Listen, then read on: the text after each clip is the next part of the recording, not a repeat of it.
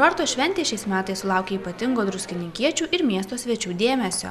Vilniaus alėjoje ir Druskininkų bažnyčios prieigose nusidriekė rekordinė tautodailės ir amatų mugė, į gatves suplūdo minios žmonių.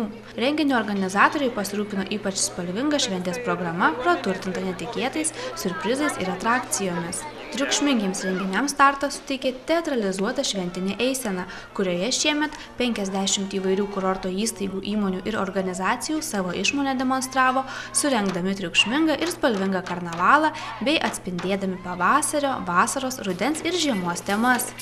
Šventės žiūrovų akys krypo į vasaros temą įkūnijusio Druskininkų vandens parko koloną. Jie demonstravo, kaip per 220 metų keitėsi maudymosi kostiumų mados. Žiemos nuotaiką dovanojo ir Snow Arenos atstovai, dalyja tikrą sniegą.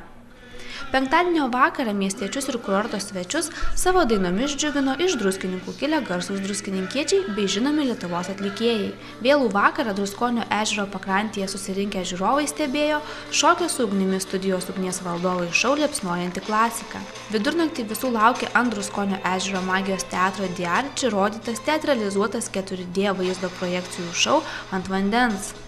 Magų programą pratęsė įspūdingas Druskininkų kurorto šventės fejerverkas. Šeštadienį netrūko veiklos sporto entuziastams.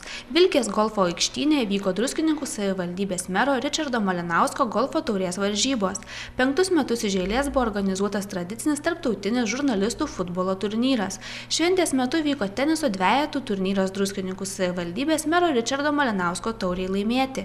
Ryto gimnazijos sporto aikštynėje vyko įvairios sportinės varžybos jaunimui ir suaugusiems, organizuota rytinė mankšta prie Vijūnėlės tvenkinio. Visą savaitgalį netrūko įdomių ir skirtingų veiklų.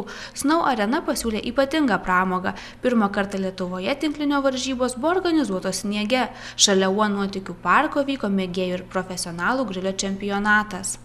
Kurorto šventėje pasirodė daugybė skirtingo žanro atlikėjų, o šeštadienio vakarą prie Druskonio ežero šventės svečiai galėjo pasigrožėti smėlio džiazo improvizacijomis Druskininkų tema. Jubiliejinės šventės dienomis mieste šurmuliavo gatvės teatrų festivalis. Teatrų spektaklius buvo galima išvysti netikėčiausiose kurorto vietose. Jubiliejinė kurorto šventė sujungė daugybę skirtingų pramogų, jų būta nuo ankstyvo ryto iki vėlyvo vakaro.